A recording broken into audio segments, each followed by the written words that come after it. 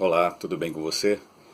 Eu desejo compartilhar com você nesse vídeo sobre o tema que está relacionado com a escatologia e que fala sobre os tempos de Noé, o tempo do dilúvio. Como é que foi aquela preparação?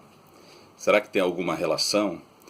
Eu gostaria de compartilhar isso com você por causa do que disse o Senhor Jesus aqui em Mateus 24, os versículos 38 e 39, que ele diz assim: Porquanto, assim como nos dias anteriores ao dilúvio, comiam e bebiam, casavam e davam-se em casamento, até o dia em que Noé entrou na arca, e não o perceberam, senão quando veio o dilúvio e os levou a todos.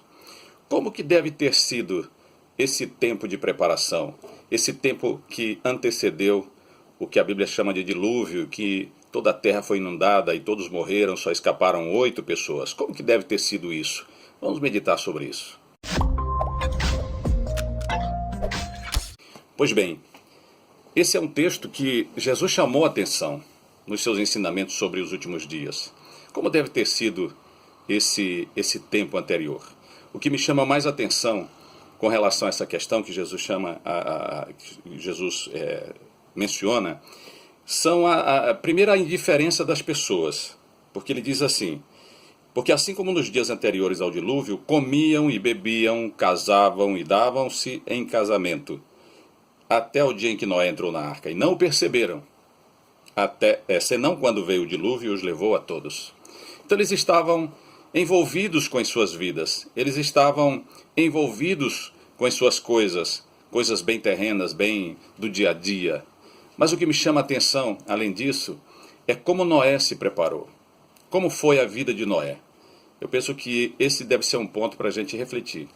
E me chama a atenção também a respeito da esposa de Noé. A Bíblia não dá nome para ela, mas eu fico imaginando, com certeza, a esposa de Noé foi uma mulher sábia, uma mulher virtuosa, porque Noé viveu juntamente com a sua esposa e seus 3 filhos e suas 3 noras, num tempo muito difícil, em que os homens estavam entregues aos seus caprichos, às suas vontades, vivendo dissolutamente, envolvidos com os seus pecados, envolvidos com os seus entretenimentos que não tinham aprovação de Deus. E o texto de Gênesis fala que a violência ficou insuportável. E aí a violência é uma consequência também daquela vida desregrada, daquele tipo de envolvimento ilícito. É o tipo de situação que é decorrência da corrupção, dos esquemas. Então tudo isso vai culminando e vai se afunilando para a violência. Então a violência dos homens em todos os sentidos.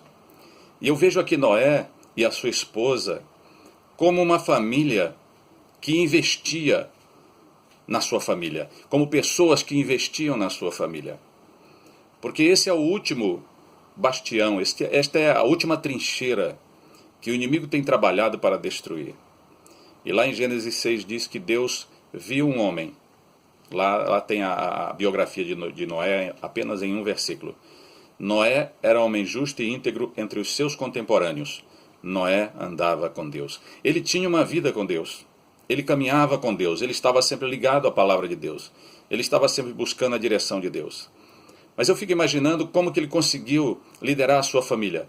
Com certeza com o apoio da sua esposa, que era uma mulher muito correta, uma mulher virtuosa, uma mulher que o apoiava, uma mulher que acreditava nele. Imagine naquela situação, Noé chegar e dizer: amor, Deus falou comigo, e ele disse que vai destruir tudo, e a gente tem que construir um grande barco, uma grande embarcação.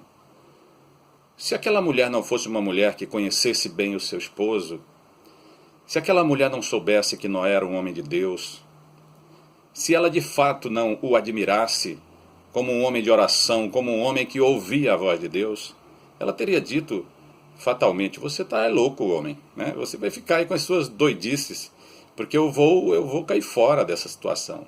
Eu não vou pagar um mico desse. Mas aquela mulher apoiou o seu marido. E não somente isto, ela o confirmou diante dos seus filhos, porque a mulher, ela, quando é sábia, ela é aquele contraponto do seu esposo, do seu marido. O marido é o líder da casa, da família, mas a esposa lidera junto. E ela confirma essa liderança, essa direção que o marido, que o esposo dá. Eu estou falando na concepção da palavra de Deus. É claro que na experiência das pessoas às vezes não é assim. Mas quando a esposa é sábia, a mulher é sábia, ela sabe discernir isso e ela apoia o seu esposo. E os filhos ficam juntos desta orientação. Quando não há divisão nessa orientação. Quando há um apoiamento da parte da esposa. E aquela situação era uma situação muito dramática, era uma situação muito séria. Ela trazia uma revelação de juízo, de destruição para aquela geração. Mas eles se fecharam. O que eu quero dizer com isso? É que nós vivemos esses dias em que Deus está falando para os homens piedosos, para as mulheres piedosas que o buscam, que se importam com a sua palavra, que se lembram de buscar a sua face, de que nós estamos vivendo esses dias que antecedem o arrebatamento da igreja do Senhor. E é necessário que a família, o casal que está vivendo de forma correta aos olhos de Deus, que busque ao Senhor e que invistam na sua família e que de fato se preparem para este tempo e que honrem este relacionamento e que honrem a sua vida familiar, conjugal e familiar. Porque nós vivemos os dias anteriores, como aqueles dias anteriores ao dilúvio. E aí nós vamos entender isso quando a gente lê 2 Timóteo capítulo 3, que diz assim: saiba disto, nos últimos dias sobrevirão tempos terríveis. Veja bem, eu estou lendo aqui na NVI, versão NVI.